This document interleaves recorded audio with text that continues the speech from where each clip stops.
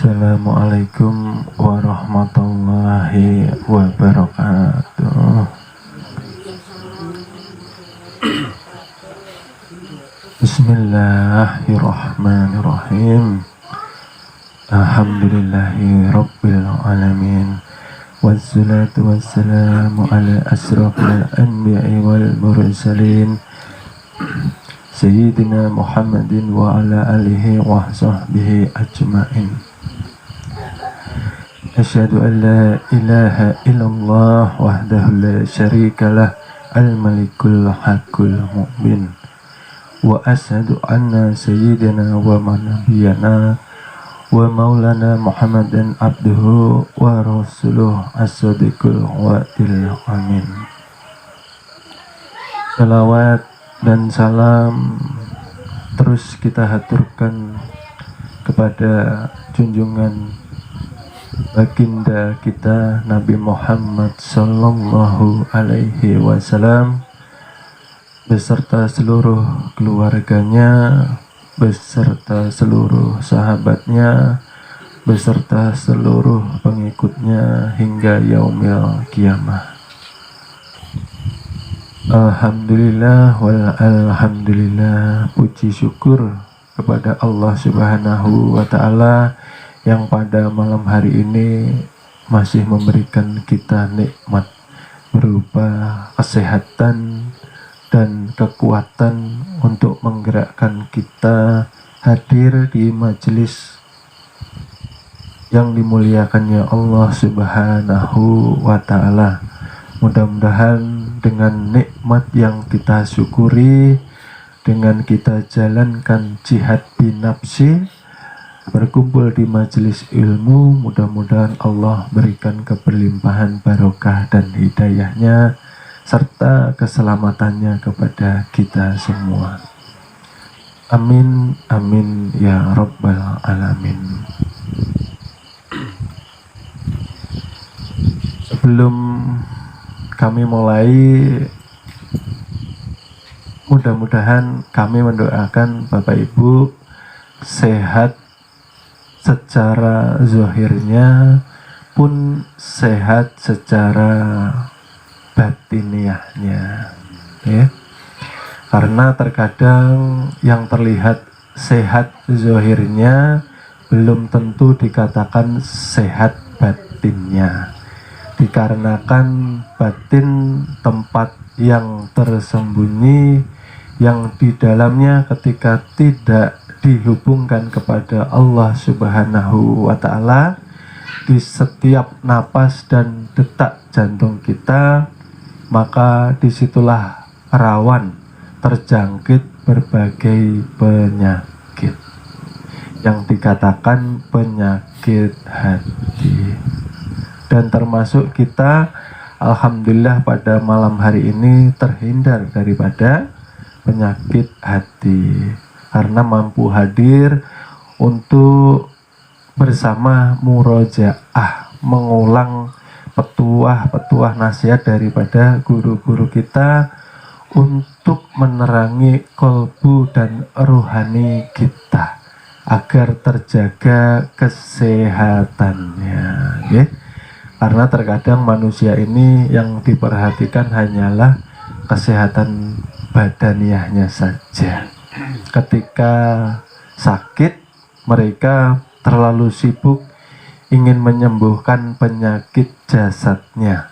Akan tetapi ketika ruhaninya, kolbunya terjangkit penyakit hati, mereka tidak peduli. Dan seakan-akan mereka tidak mengalami suatu masalah apapun. Mereka tidak berusaha mengobati dan tidak berusaha membersihkan penyakitnya. Dan oleh sebab itulah ketika mereka tidak terbebani dan tidak merasa berdosa dengan penyakit yang sudah menghinggapi batiniahnya, kolbunya, ruhaninya, disitulah mulai hijab menutup dirinya dengan Tuhannya. Ini Bapak Ibu, hijab kita sebetulnya di dalam kalbu kita, wadah kita untuk menerima ilmu. Oleh sebab itu, sebaiknya lah ketika kita ingin menghadiri majelis ilmu, persiapkan wadah yang bersih dan suci daripada penyakit batiniah, daripada sifat-sifat haiwan dan sifat-sifat kebengisan serta sifat syaitan. Karena Tuhan itu tiada berjarak dengan kita. Sepantasnya kita mempunyai hati yang bersih, hati yang suci, hati yang dipenuhi sifat mahmudah, sifat-sifat yang terpuji, sifat-sifat yang dipenuhi dengan rasa kasih sayang. Karena belajar ilmu makrifat, mengenal diri, dan setelah itu mengenal Tuhan yang dikatakan awaluddin ma'rifatullah, buahnya ialah akhlak budi pekerti yang luhur. Pertanyaannya sekarang ialah, selama ini kita belajar kesana kemari mencari ilmu ketuhanan, apakah sudah berbuah kepada diri kita akhlak budi pekerti yang luhur seperti yang Rasulullah contohkan kepada umatnya? Apakah kita ini sudah memiliki sifat yang siddiq, yang jujur kepada diri sendiri, mengakui bahwa kita ini la haula wala quwata, bahwa batang tubuh inilah yang harusnya menyandang sifat mayit, sifat yang tiada mempunyai daya upaya sedikit pun, melainkan illa billah. Setelah Allah tiupkan ruh kepada batang tubuh, maka batang tubuh ini barulah hidup. Dia melihat, dia mendengar, dia berucap, dia berilmu, dan mempunyai kodrat irodat. Disitulah kita harusnya ketika menjadi seorang salik yang menuju kepada ilahi, yang ilahi itu bersih dan suci, kita pun diharapkan memperbanyak zikir penyadaran diri.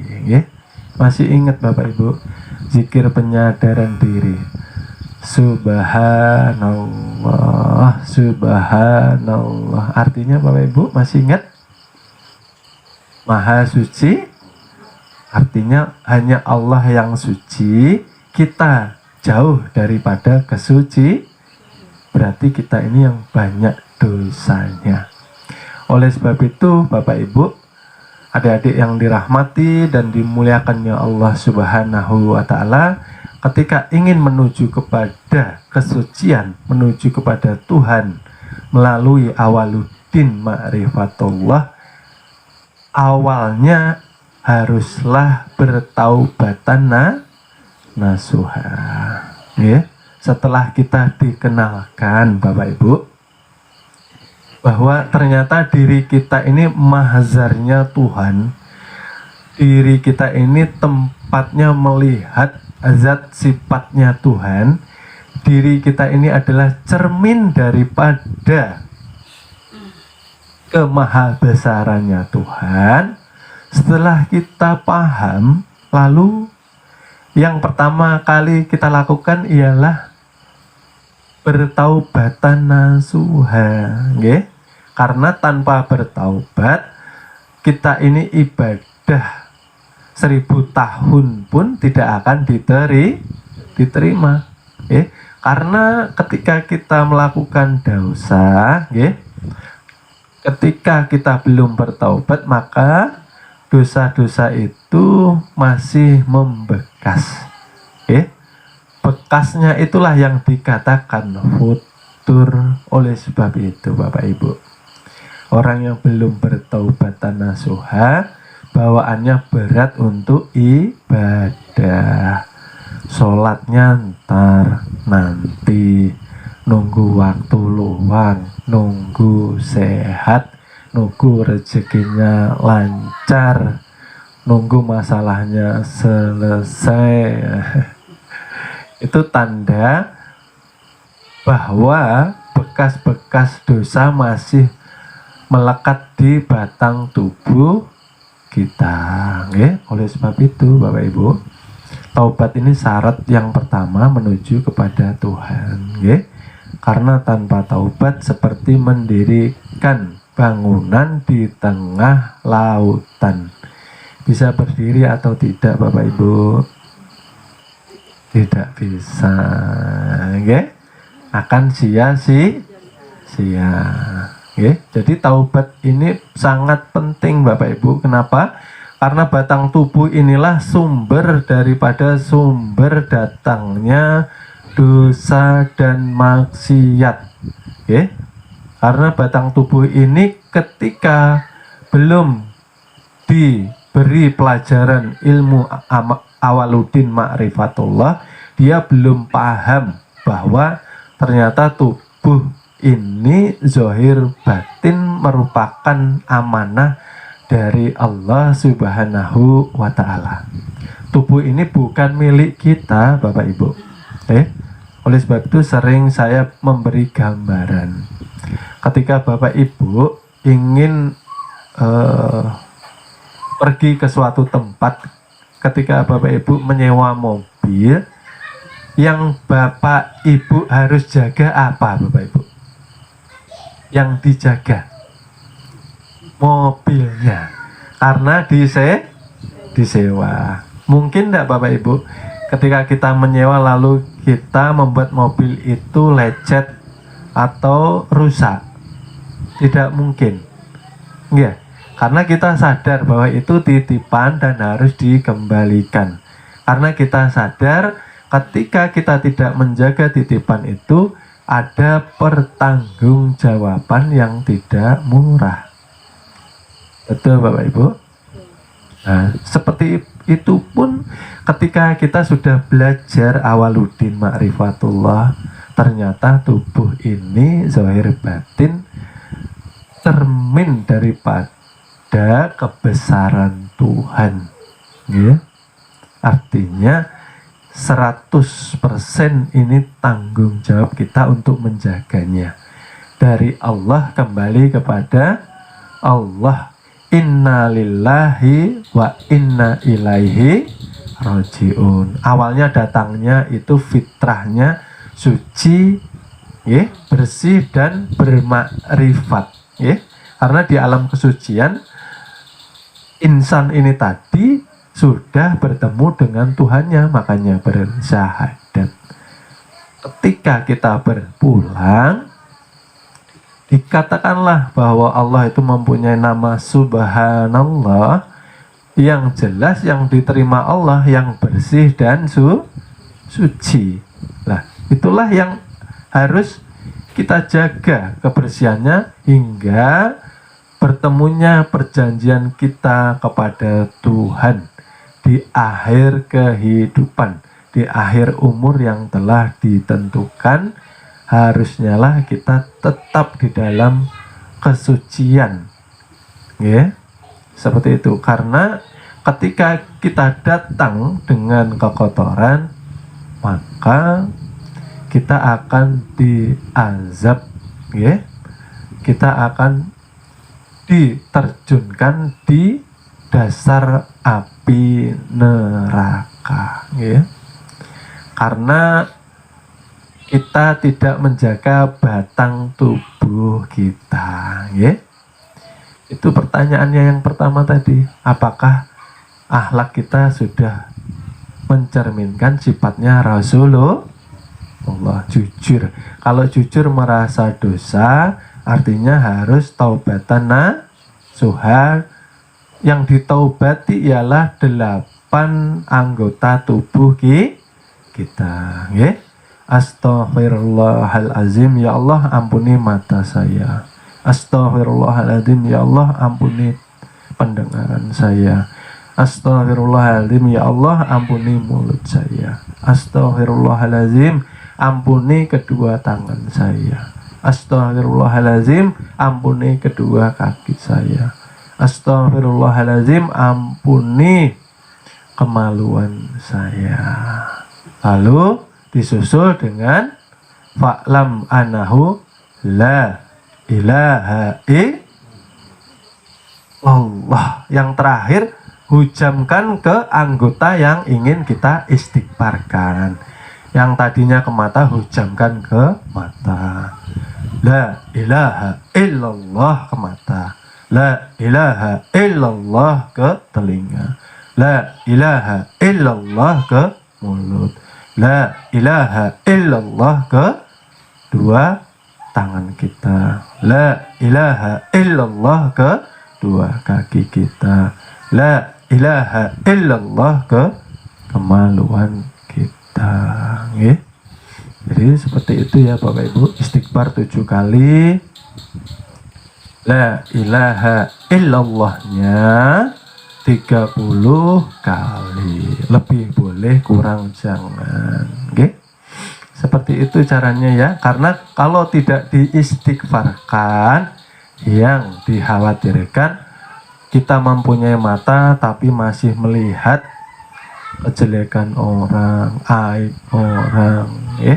Melihat yang menghijab kita dari melihat daripada Allah Subhanahu wa Ta'ala itu sendiri. Artinya dosa. Bapak Ibu melihat hal segala sesuatu ketika sudah belajar awaludin ma'rifatullah, tiada yang wujud bahwa hakikatnya Allah telah meliputi seluruh wujud yang diciptakannya. Bapak Ibu ketika melihat, ya, ketika melihat saya, ya, yang Bapak Ibu lihat ketika hanya casingnya, artinya pandangan itu masih belum sempurna Bapak Ibu.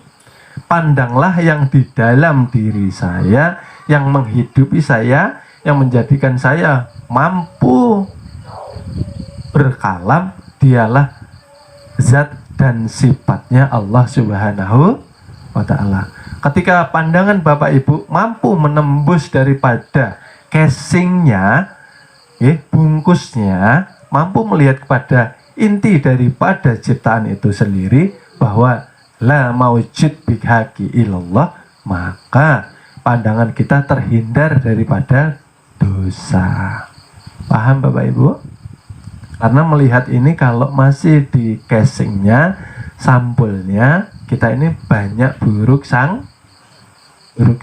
mudah membenci orang, mudah menilai buruk orang. Nggih, betul Bapak Ibu? Makanya memperbanyak istighfar. Masih ingat Bapak Ibu? Nah, seperti itu. Astaghfirullahaladzim, ya Allah ampuni mata saya, dan selanjutnya. La ilaha illallah. Nggih, pukulkan, hantamkan, hujamkan ke tempat yang kita istighfari tadi. Nggih. Kalau zikir ke kolbu kan menghantamnya, menghujamnya ke kolbu. Nggih. Karena ketika tidak dihujamkan, khawatirnya mata kita ketika berpulang masih membawa bayangan bekas-bekas dosa, dan itu memberatkan kita, terhijab daripada melihat zat yang maha suci. Ketika pandangan zahir terhijab, maka pandangan kolbunya gelap Bapak Ibu. Setelah gelap pandangan kolbunya, maka kita tidak mampu menjalankan sifat ubudiyah. Masih paham sifat ubudiyah Bapak Ibu? Sifat seorang hamba. Sifat seorang hamba ialah dia harus menjalankan segala hal sesuatu yang sudah Allah tetapkan dan yang sudah Allah larang. Artinya ketika kita bersyahadat asyhadu alla ilaha illallah, maka wajib kita taat zahir pun kita harus taat secara batin.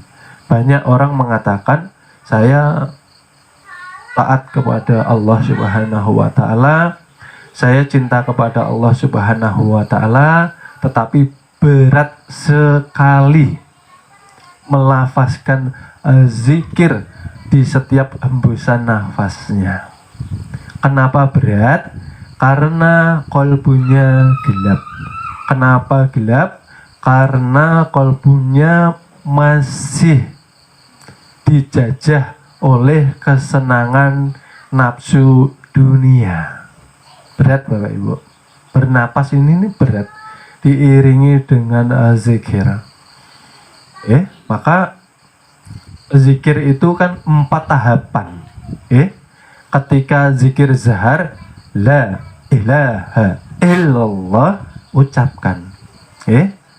La ilaha illallah.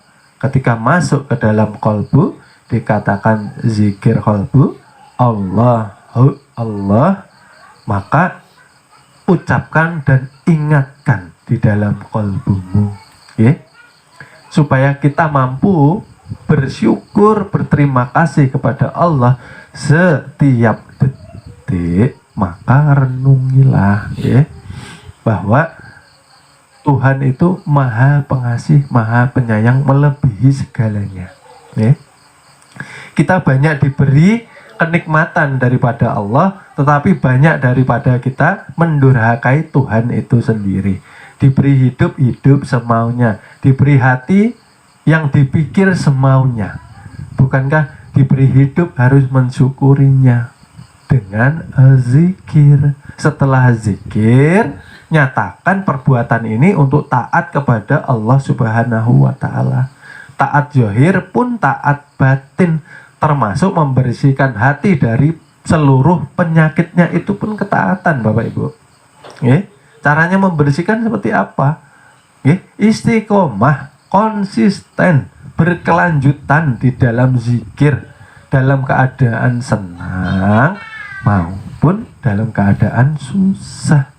Jangan ketika senang rajin zikir, ketika susah banyak masalah lalu kita futur. Nah, seperti itu artinya kita tidak istiqomah. Harus bersyukur Bapak Ibu. Ketika di situ kita mampu mensyukuri, maka ibadah kita mampu kita dirikan atas dasar cinta. Cinta itu tidak perlu dipaksa, tidak perlu diingatkan Bapak Ibu. Karena itu bukan suatu kewajiban, itu suatu keharusan kita sebagai hamba yang dikasihi Allah Subhanahu wa taala. Kebanyakan kita kan seperti itu Bapak Ibu. Diberi nikmat napas yang merupakan inti dari segala kenikmatan, tetapi kita membalas kebaikan Tuhan itu dengan berbagai macam kedurhakaan.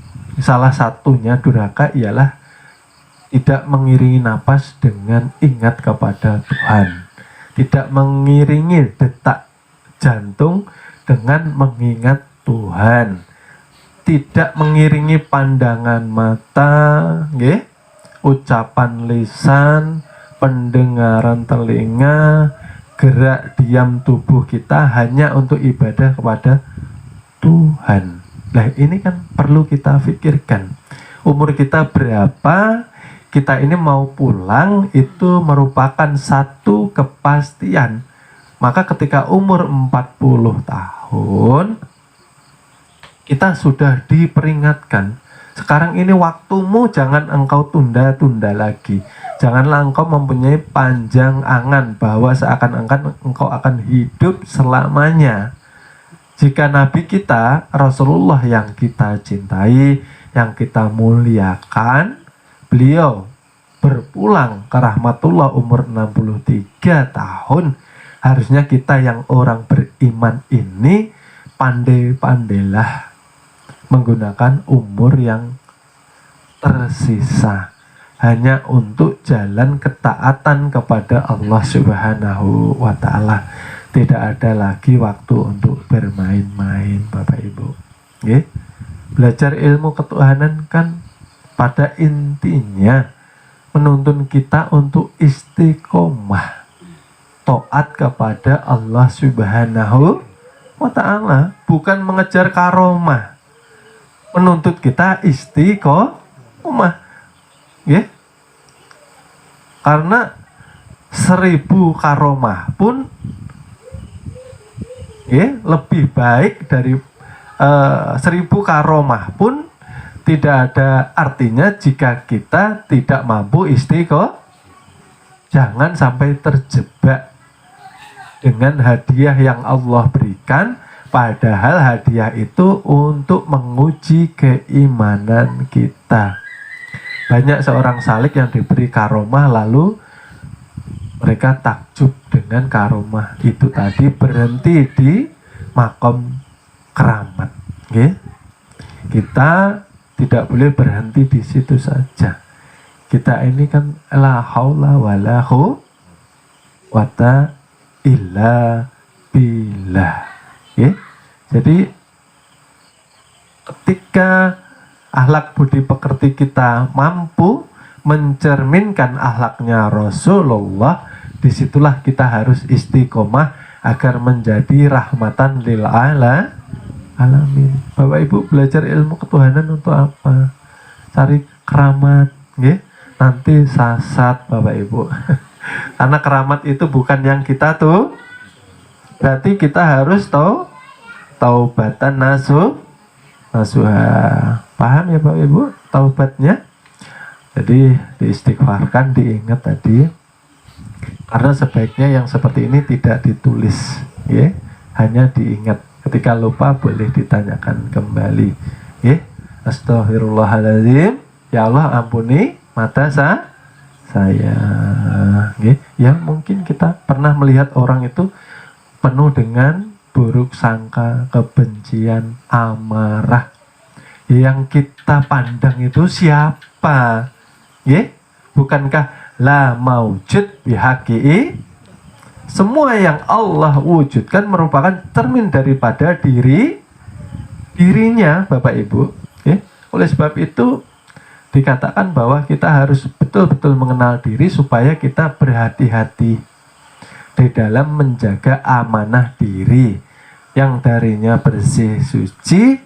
Makrifat kembali harus bersih suci dan makrifat kepada Allah Subhanahu wa Ta'ala.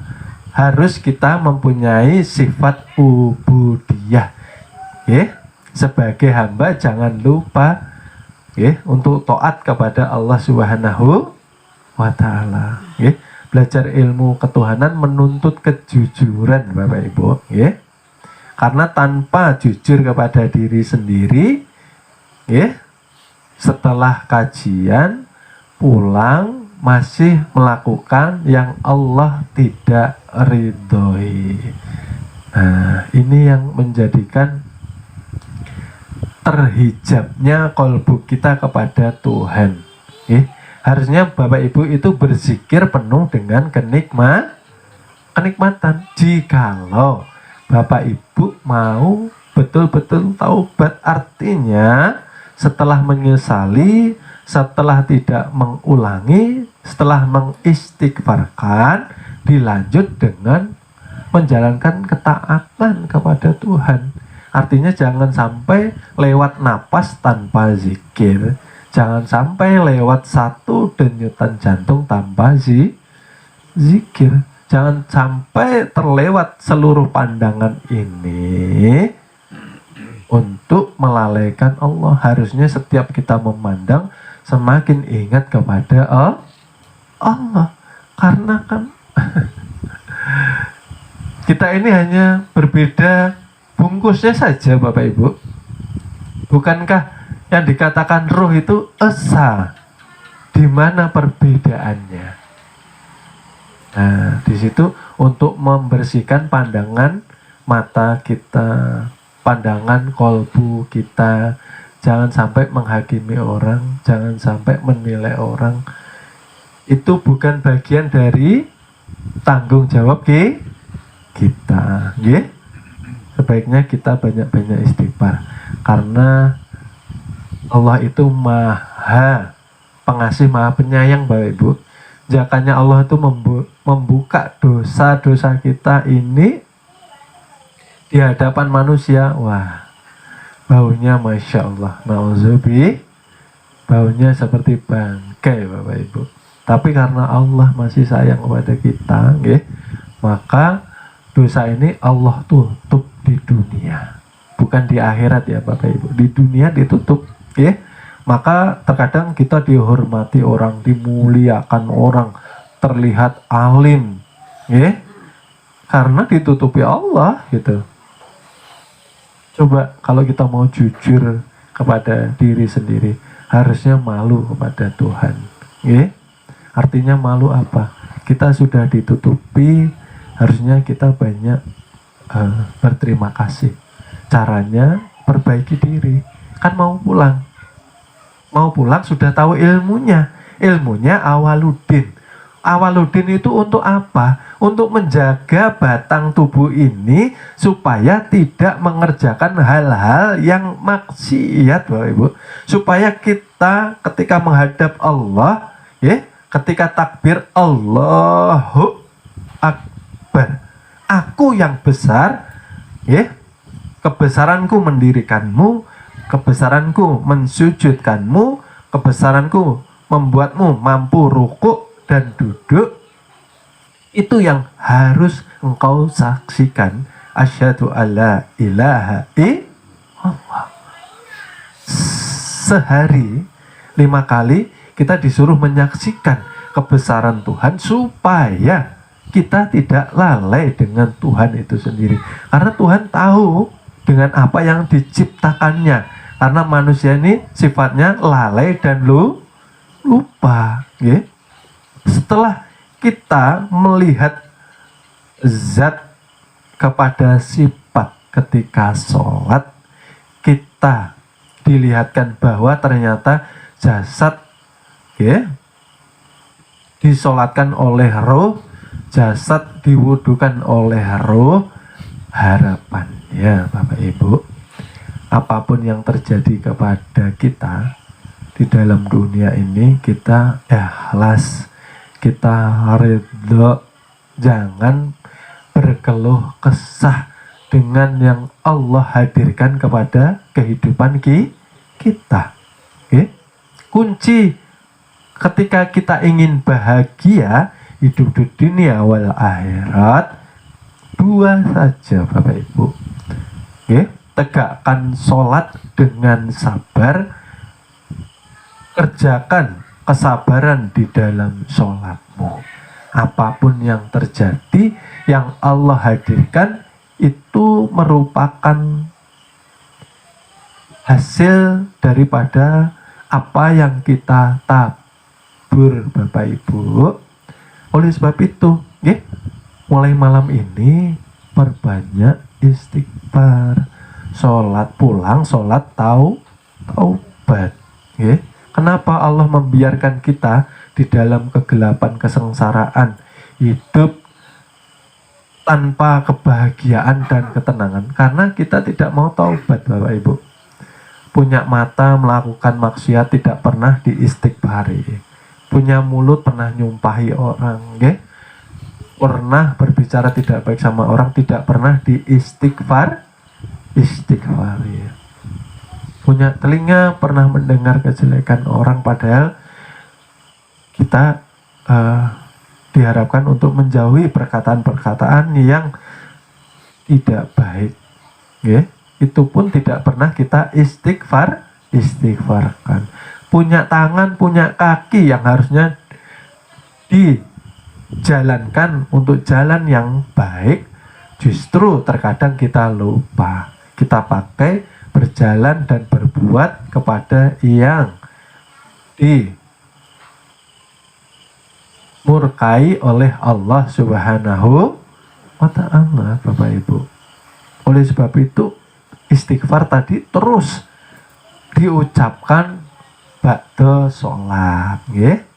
Kalau mampu bagus, nggih. Paling tidak sehari sekali, paling tidak. Jangan sampai tidak. Setiap habis sholat boleh, nggih. Istighfar Bapak Ibu. Wong kita sebelum awaludin ini kan kita merasa kita yang berdiri mengerjakan sholat pun itu sudah dosa. Kita yang merasa berbuat baik pun kita juga sudah dosa. Kita merasa ada diri mampu berzikir pun itu sudah dosa. Sambungannya yang tadi, nggih. Zikir itu jika zahar diucapkan, jika ke batin diingatkan, nggih. Jika zikir hakikat disaksikan ketika melafazkan, nggih. Allahu Allahu Allahu, ini orangnya, itulah. Ini orangnya. Bukankah yang tajalli, yang zahir, inilah dia yang dikatakan zat sifat. Tajalli menjadi insan kamil, muka kamil. Tuhan yang mengaku menjadi Tuhan, bukan kita yang mengaku menjadi Tuhan. Kalau manusia mengaku menjadi Tuhan, di penjara. Ya, tidak boleh Bapak Ibu. Karena manusia tidak mempunyai hak pengakuan diri. Dikatakan sudah jisim. Jisim itu mayat itu tidak mempunyai kalam.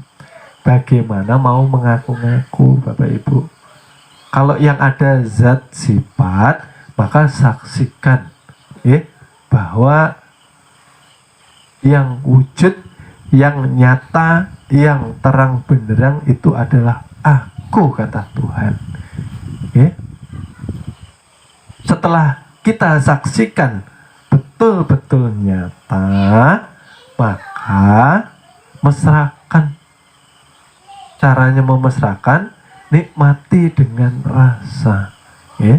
Oleh sebab itu merasakan keluar masuknya hembusan. Nah,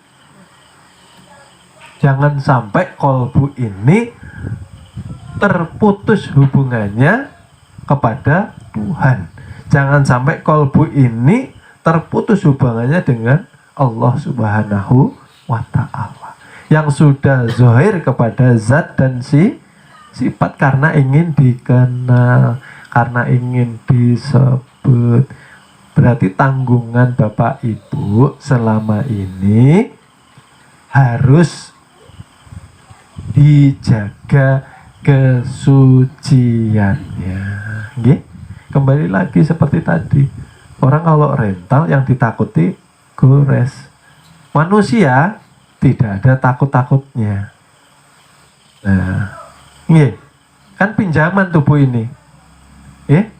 Mata pinjaman, melihat orang berprasangka berarti mencederai. Berarti merusak apa yang sudah Allah titipkan kepada kita. Loh, kan itu pertanggungjawaban. Tapi kenapa kita tidak merasa takut?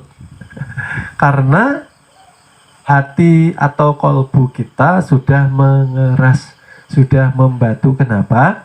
Karena kebanyakan dari manusia menjadi kerasnya hati mereka, mereka sudah tidak mau menerima nasihat Bapak Ibu. Karena nasihat ini pun bagian dari makanan rohani kita. Barang siapa tidak mau menerima nasihat yang baik, yang benar, yang menyelamatkan, sama mereka menjadikan hatinya gelap dan keras untuk mendapatkan hidayah dari Allah Subhanahu wa ta'ala. Ya, seperti orang ketika naik kendaraan Bapak Ibu, yang seharusnya berbelok ini tadi pakai rem lalu membelokkan kendaraannya, itu yang sadar. Tapi ketika kita berkendara melamun, Ketika ada tikungan yang terjadi apa Bapak Ibu? Belok atau lurus? Lurus. Nah, setelah jatuh baru oh tadi harusnya B. Seperti itulah keadaan kalbu manusia ketika goplah, lalai dia dari mengagungkan nama-nama yang suci di dalam kalbunya. Hilang kesadarannya, merasa hidup sendiri, tidak memerlukan Tuhan. Bapak Ibu ini hidup tanpa Tuhan kira-kira mampu atau tidak Bapak Ibu? Tidak mampu. Betul Bapak Ibu? Yakin? Kalau yakin biasanya ya orang tuh cinta Tuhan. Cinta itu dia tidak mau lepas zikir di dalam hatinya. Itu ciri-ciri cinta Bapak Ibu. Tidak mau dia mengerjakan satu hal yang mampu mengotori kalbunya. Dia nggak mau Bapak Ibu. Itu namanya cinta. Karena sekali dia membuat yang namanya maksiat, di situ beresiko menutup pintu hubungannya dengan Tuhan. Okay? Kita ini Bapak Ibu, detik ini hidup karena kasih sayang Allah Bapak Ibu. Itu loh Bapak Ibu yang Rasulullah ajarkan kepada umatnya. Oleh sebab itu umur 40 tahun diangkat kenabian dan kerasulan, umur 53 baru menerima perintah ibadah syari. Artinya yang ditekankan itu tadi Bapak Ibu, pondasi daripada beragama itu yang diharapkan nantinya setelah punya pondasi kita beragama mampu menjadi rahmatan lil alamin. Kita sholat tapi akhlak kita baik, kita sholat tapi kita amanah, kita sholat tapi kita jujur, okay? Karena bahaya sekali Bapak Ibu. Ini yang menghancurkan agama dan negara itu bukan dari luar, tapi dari dalamnya sendiri. Karena mereka tidak mau mengkaji ilmu tauhid, tidak mau mengaji ilmu awaludin. Mereka sholat kebanyakan yang tidak didasari dengan awaludin. Kebanyakan mohon maaf Bapak Ibu, yang saya lihat di berita KTP-nya Islam, banyak yang mereka menjalankan seperti korupsi, seperti melakukan hal-hal yang Allah murkai. Bukankah sholat itu mencegah dari perbuatan keji? Dan kenapa dikatakan sholat mencegah daripada perbuatan keji dan mungkar? Karena Bapak Ibu, sebelum sholat mereka sudah didasari dengan ketauhidan. Tauhid dahulu, awaludin dahulu, baru sholat. Di dalam sholat melihat zat dan sifat. Disitulah timbul kesadaran bahwa menjaga batang tubuh ini tanggung jawab kita sepenuhnya. Karena ini titipan Bapak Ibu. Itulah Bapak Ibu, kesadaran yang menyebabkan sholat kita mampu mencegah dari perbuatan keji dan munkar. Kalau sholat hanya dikerjakan karena takut api neraka, mengharap surga, mengharap pahala, insya Allah ibadahnya akan menyeretnya ke api neraka. Kenapa? Karena yang diharapkan bukan ridhonya Allah Subhanahu. Sholat mengharap surga.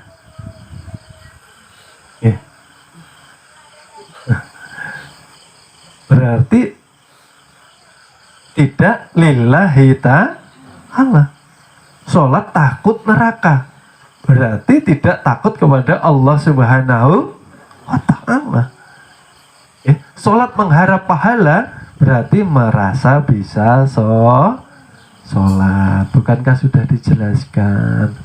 Yang sholat siapa, yang disolatkan siapa? Bukankah ketika dipanggil Bapak Ibu, hayya 'alas sholat, jawabannya Bapak Ibu apa? Saya mau dengar. La haula wala. Benar. Betul Bapak Ibu, jangan salah. Bapak Ibu jawab itu ya. Betul. Artinya apa? Ketika diajak sholat, ayo sholat, Bapak Ibu jujur mengatakan, saya tidak mempunyai daya melainkan hanya Allah yang menolong saya untuk mampu mengerjakan ila billah itu kedudukannya di ruh yang di dalamnya 7 sifat Allah zahirkan, termasuk kodrat lalu ada kemauan berangkat ke masjid untuk sholat. Itu loh Bapak Ibu. Oleh sebab itu malu kalau sholat kita mengharap pahala. Kita tidak sholat, kita mengharap hasilnya. Ibarat orang kerja, sering saya katakan, tidak kerja tapi minta upah. Paham ya Bapak Ibu di sini? Itulah Bapak Ibu kesadaran. Karena ilmu ini membawa kesadaran kepada kita Bapak Ibu. Kalau kita mengkaji ilmu ketuhanan, kesadaran kita tidak mampu bangkit, menyadarkan kita harus sekarang kita menyelamatkan tubuh jasmani rohani kita. Kapan lagi? Bapak Ibu, yang diazab siapa Bapak Ibu? Batang tubuh dan ruh kita, karena tidak mampu taat kepada Tuhannya selama hidup di dunia Bapak Ibu. Oleh sebab itu masuklah ke dalam Islam secara kafah, secara menyeluruh. Jangan hanya belajar di syariatnya saja. Syariat tanpa tasawuf itu sia-sia. Tasawuf tanpa dibuktikan dengan syariat celaka Bapak Ibu. Artinya satu kesatuan yang tidak bisa dipisahkan Bapak Ibu. Nah ini setelah seperti ini kita harusnya tafakur selama ini. Kemanapun kita mencari guru, kemanapun kita pergi ke majelis ilmu, kalau tidak menumbuhkan kesadaran kita untuk bersiap kembali kepada Allah Subhanahu wa Ta'ala dengan fitrah kesucian dan kemakrifatan, yang dikhawatirkan kita berpulang dengan su'ul khatimah. Karena buahnya Bapak Ibu yang dilihat itu buahnya. Ketika Bapak Ibu menanam pohon, buahnya yang dilihat manis, pahit, atau busuk. Seperti itu.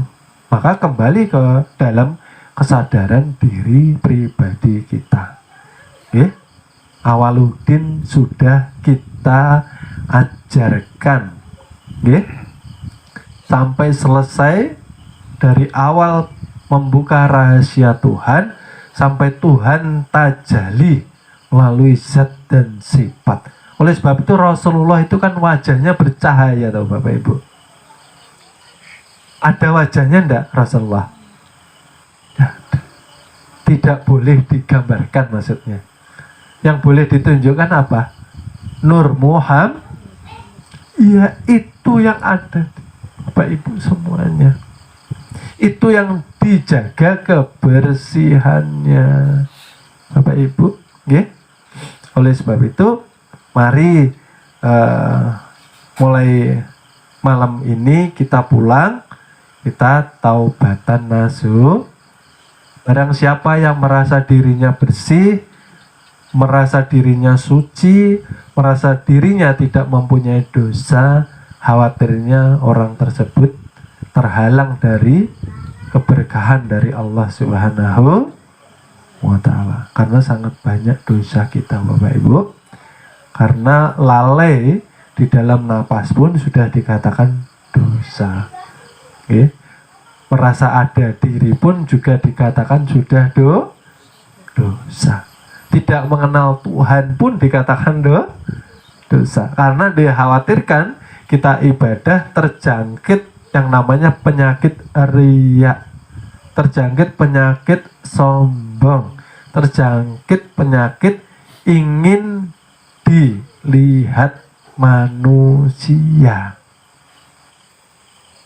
Ini Bapak Ibu, bisa Bapak Ibu mulai malam ini kita terapkan. Bapak Ibu sudah tahu ilmunya, nggih? Oleh sebab itu baca 3 nama suci, nggih? Yang sudah diajarkan di perguruan itu untuk mengembalikan jati diri kita manusia. Yang dikhawatirkan Bapak Ibu, ketika bangun pagi tadi kita lupa kepada Tuhan, kita terlalu menuruti hawa nafsu, dan ketika kita di hadapan para kekasihnya Allah, para Habiballah, wujud kita bukan manusia.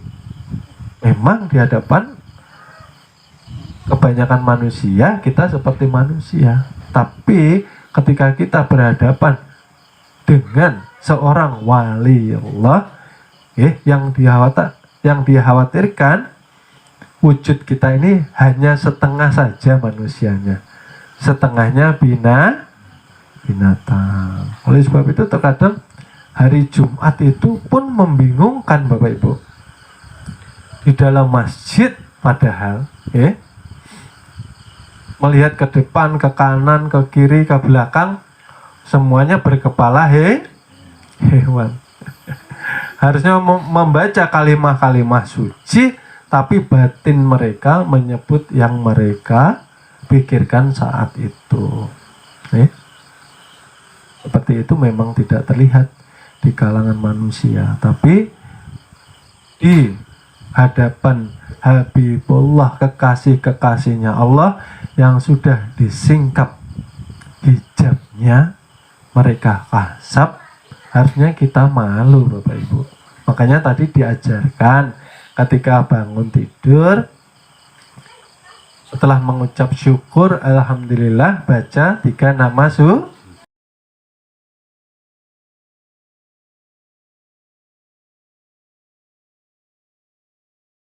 Nggak usah takut loh Ibu.